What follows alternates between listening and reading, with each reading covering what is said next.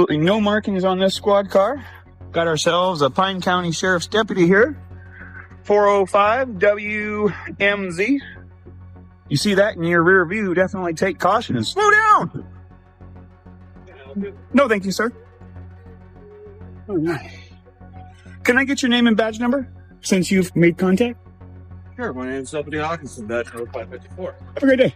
Can I ask you why you're recording our vehicles and plate numbers? You can ask all you want, sir. All right, we got another dirty vehicle. Love it.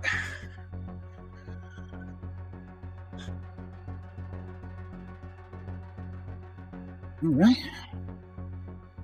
Let's take a look at something here. As we all know, you have to establish privacy. Let's check out the zoom features on this camera. Hey, sir. No, you can't be zooming. Absolutely, I can, sir. Hey, whoa, do not touch me. You cannot. You cannot touch me. You cannot be. Sir, it is available and viewable from public. Rolling along the quiet road, the camera catches a squad car with no markings, a blank cruiser sitting in the open like a secret. A Pine County deputy steps out, plate 405 WMZ, the kind that makes your heart thump when it fills your rearview mirror. Slow down. Stay calm. The request is simple, a name and badge number from the man who made contact. Badge 554. He gives it, polite, practiced, ready to move on. Then the question back, why record? Silence is enough of an answer. The lens keeps moving, revealing another cruiser, dirt and dust baked into the metal. Privacy only exists if you build it, and the zoom proves the point, until a voice cuts in, firm and final. No zooming. You cannot Sir, be recording. It is viewable from the public. You cannot interfere with me. Yes. You cannot interfere with me. Be recording inside the vehicles with okay, let's take it down a step. Let's take it down a step. Okay, at this point, I am going to ask for your identification. My ID? Why? Am I being detained? Do you want to start me a call? Hold on. The office? Am I being detained? A gentleman here trying to record inside squad. Day two. Yes. And why am I being detained? Now, because, like I just told you, you're recording. Is that a crime? Is that a crime? Data privacy laws? No, sir. You are required to create your own privacy. I am not required to do your privacy for you. How you doing, sir? What's your name and badge number? Investigator Nygaard. Nice to meet you, sir. I really would like to take the tension down. Let's de-escalate. Right. So can I see your ID? No, you cannot. Okay. Not unless you have reasonable, articulable suspicion that I am committing. Camera keeps rolling and tension rises fast. A firm voice tells the filmer to stop, but the lens holds steady. The deputy steps closer, reaching out, and the words snap like a warning flare. Do not touch me. Everything is in plain view, right here in public, and the First Amendment stands its ground. The officer insists the filming can't continue, claims privacy, then pushes further, a demand for ID. Detained for recording? The response lands like stone on pavement. Recording is not a crime, and privacy isn't handed out, it's created. Another official arrives, an investigator this time, badge and title offered, calm in the storm. The scene hangs in the air, a reminder that transparency only works when someone is willing to stand still and hold the camera steady. Or I'm about to commit a crime, which is a statute or law. Not your feelings, not your policies, nothing about that. This is an unlawful detention. As of right This now, is an unlawful detention. Will you stop interrupting me? Sure, I'm sorry. Okay. So basically, he's walking around, he's recording inside all the squads, collecting plate numbers, everything else like that. Came up to my squad and then started zooming in on the computer and stuff, which is our computers is private information. But you need to create the privacy. Okay. Not me. I'm a private citizen. Minnesota statute 13.05, subsection 5, paragraph 2, as you can see right on the screen, states. I don't care, but as of right now, if you have identification on you. I will be glad to provide it for you. In fact, it is in my Jeep. I'm sorry, but in order for me to provide to you my identification, the air tightens as voices sharpen, and the camera doesn't blink. The man behind the lens tries to pull the temperature down, calm and steady, reminding the deputy that de-escalation starts with space, not pressure. The request for ID comes again, but the answer is firm. No badge flash, no wallet, unless a crime exists in more than someone's discomfort. Law over feelings. Statute over policy. The officers huddle in words, explaining the filming, the plates, the zoomed computer screen. Private information, they say. But privacy isn't a bubble the public must protect. It's something government creates for itself. On a Minnesota street, a civilian stands his ground, a reminder that accountability only works when someone refuses to step back into silence. You need to be able to articulate reasonable, articulatable suspicion that I have committed, am committing, or am about to commit an actual law. I'd like to inform you, sir, that you are outside. Okay, I'm just going to pull a piece of paper out here.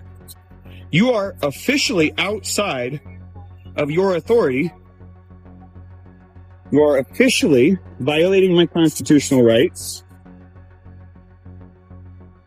And it states right here, if you read line 3 of the Code of Ethics of Public Services of the City of Hinckley. Dedicated service. All officials and employees. Pardon. Officials and employees shall not exceed their authority or breach the law or risk others to do so. Let me ask you something, sir. If you do not have RAS to demand... Tension lingers as the camera watches every movement, the auditor quoting statute like armor. Minnesota 13.05, Section 5, Paragraph 2, the law spoken aloud in the open air. The officer doesn't want to hear it, but the words land anyway. Identification sits in the Jeep, ready to be handed over, but only if the standard is met, reasonable, articulable suspicion, tied to a real crime, not discomfort or policy. Instead, the officer presses on, authority leaning forward without a solid foothold. A sheet of paper rustles, the weight of government in a single gesture. The narrator holds his ground, voice steady, reminding the uniform where its power ends. You're outside your authority, he says, and you're stepping over my rights. And my identity, and you continue to demand my identity. Is that violating the law? As of right now, like I explained to you, going inside, recording inside the computer and stuff, which is a violation of You data will privacy find it is laws. not. I am not in violation of any privacy laws. Yes, you are. Sir, So, if you need privacy, it is your obligation to create it. I told you not to be recording, and you zoomed in onto my computer. Well, I actually zoomed in far before you asked anything Either of way, me. I You told you to also stop, and contacted you me. did not stop. Did you touch me? So I told you to stop. Did you I make reached out physical to- contact with me? I reached out. To Are you take aware your that phone that's away from- assault? Okay. That I'm is not gonna simple debate battery. this with you. Well, then am I So- free to go? Do you have an ID with you? I do. Can I see Always. it, please? No, you may not.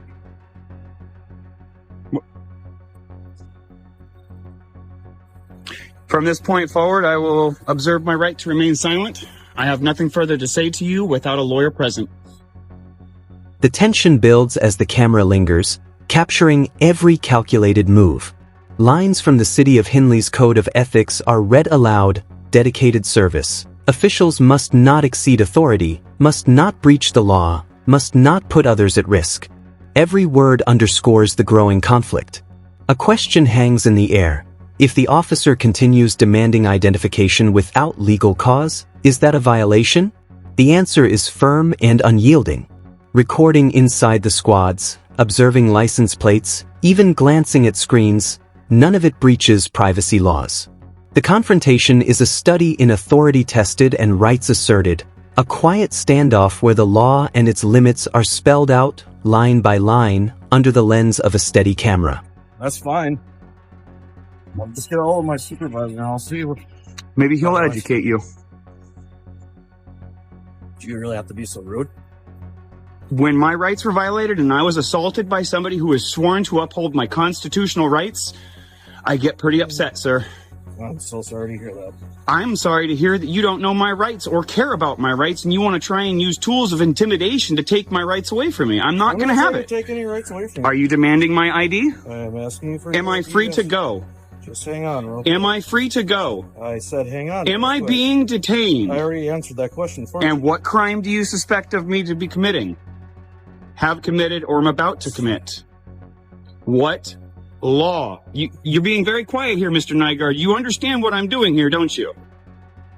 Trying to figure out what's going on. Mind you, folks, this is day 2. And we've already got a cop who's addicted to identification. God, man. The tension reaches its peak as the camera records every second. The deputy claims privacy concerns, but the argument flips. If privacy is needed, it is the officer's duty to create it. The lens had already zoomed in before any demand was made, capturing screens and details, while contact is attempted. Words like assault and simple battery hang in the air, heavy with implication. The question of freedom to leave rises, but the answer comes with limits, restrictions without cause. Calm becomes defiance, silence chosen, legal counsel invoked. Frustration boils over, a citizen confronting the very people sworn to protect his constitutional rights, and the camera bears witness as authority clashes with accountability, leaving a quiet, tense reminder. Rights must be defended, even when challenged by uniformed power. It's like crack to these people. Boarding squads, going up license plates. Everybody was very polite. Oh, we got state popo. Look at this. Look at this. He's recording license plate reading it. I don't know if he's doing a Facebook Live thing or whatever else. Then he goes walking up to my squad. I told him do not record inside the squad since I have a computer out and different data privacy laws. And of course, he zooms in on the computer and everything. I reached How you doing, ma'am? pushed his arm away from Doing great, thanks. my window and This is Minnesota here for you, folks. telling me that I'm violating. You asked me a rights question. and refusing to Went great. Okay. It went great. Nobody violated my rights. Nobody interfered. By the way, you guys are interfering with my No, process no here. worries. You are interfering with my ability to collect news for public dissemination. It's a violation of federal He law. doesn't want to talk to me anymore. So- He doesn't I'm just want trying to figure out what's talk to going me. on. I just told you I'm here to collect information for public dissemination. I'm exercising my constitutional rights, and I wish to be free to go. The pressure keeps climbing, and the camera never wavers. The officer insists no one is taking rights, yet the questions of authority keep returning like echoes. A request for ID becomes a demand without grounding, and every pause raises suspicion. Am I detained? Am I free to go? Silence answers louder than words. The narrator presses forward, standing firm on the law, refusing to surrender ground without cause. Day 2 of filming, and already a deputy treats identification like currency, a key he wants but cannot legally take. A supervisor arrives. Another cruiser rolls in, then a state trooper, drawn by radio chatter and uncertainty. Officers talk among themselves, trying to make sense of a camera and a citizen exercising his rights, while the lens captures every second of a standoff born from nothing more than accountability. Would you mind giving me your name and badge number? Supervisor and Associate Patrol 123. You're 123? Yep. Huh. That's actually my former license number for my profession. From California, license 123 is funny. Yeah. Ironic and... Number. What's that? Easy number. Yeah, tell me about it. It's nice. Yeah. Do you mind? I don't have any weapons. I'm a little cold. Can I put my hand in my pocket? Do you mind if I just check? I do. I do mind, but I will... I can kind of see that. I know that I'm under a Terry stop here right You're now. fine. Yeah. I know I'm on a Terry stop, and I know that gives you the right to pat me down, so... By the way, it's an unlawful Terry stop. Oh, Just so you know. For the record.